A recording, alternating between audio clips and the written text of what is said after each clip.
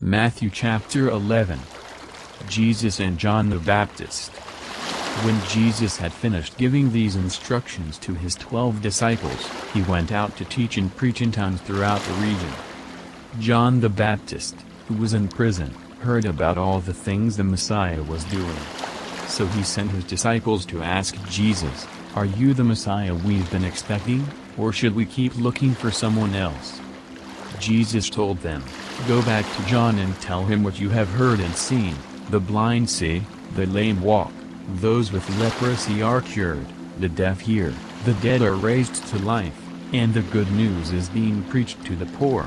And he added, "God blesses those who do not fall away because of me." As John's disciples were leaving, Jesus began talking about him to the crowds. "What kind of man did you go into the wilderness to see? Was he a weak reed, swayed by every breath of wind? Or were you expecting to see a man dressed in expensive clothes? No, people with expensive clothes live in palaces. Were you looking for a prophet? Yes, and he is more than a prophet. John is the man to whom the scriptures refer when they say, 'Look, I am sending my messenger ahead of you. And he will prepare your way before you.' I tell you the truth, of all who have ever lived, none is greater than John the Baptist. Yet even the least person in the kingdom of heaven is greater than he is. And from the time John the Baptist began preaching until now, the kingdom of heaven has been forcefully advancing, and violent people are attacking it. For before John came, all the prophets and the law of Moses looked forward to this present time. And if you are willing to accept what I say, he is Elijah, the one the prophets said would come. Anyone with ears to hear should listen and understand. To what can I compare this generation? It is like children playing a game in the public square. They complain to their friends. 'We played wedding songs, and you didn't dance. So we played funeral songs, and you didn't mourn.' For John didn't spend his time eating and drinking, and you say, 'He's possessed by a demon.' The Son of Man, on the other hand, feasts and drinks, and you say, 'He's a glutton and a drunkard, and a friend of tax collectors and other sinners.' But wisdom is shown to be right by its results. Judgment for the unbelievers." Then Jesus began to denounce the towns where he had done so many of his miracles, because they hadn't repented of their sins and turned to God.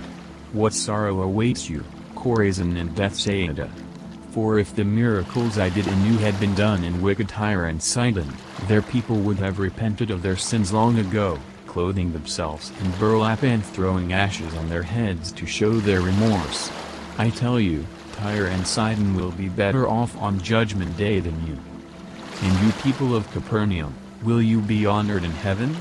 No, you will go down to the place of the dead. For if the miracles I did for you had been done in wicked Sodom, it would still be here today. I tell you, even Sodom will be better off on Judgment Day than you." Jesus' prayer of thanksgiving. At that time Jesus prayed this prayer, "O Father, Lord of heaven and earth, thank you for hiding these things from those who think themselves wise and clever, and for revealing them to the childlike. Yes, Father, it pleased you to do it this way. My Father has entrusted everything to me. No one truly knows the Son except the Father, and no one truly knows the Father except the Son and those to whom the Son chooses to reveal him." Then Jesus said, "Come to me, all of you who are weary and carry heavy burdens, and I will give you rest. Take my yoke upon you. Let me teach you, because I am humble and gentle at heart, and you will find rest for your souls. For my yoke is easy to bear, and the burden I give you is light."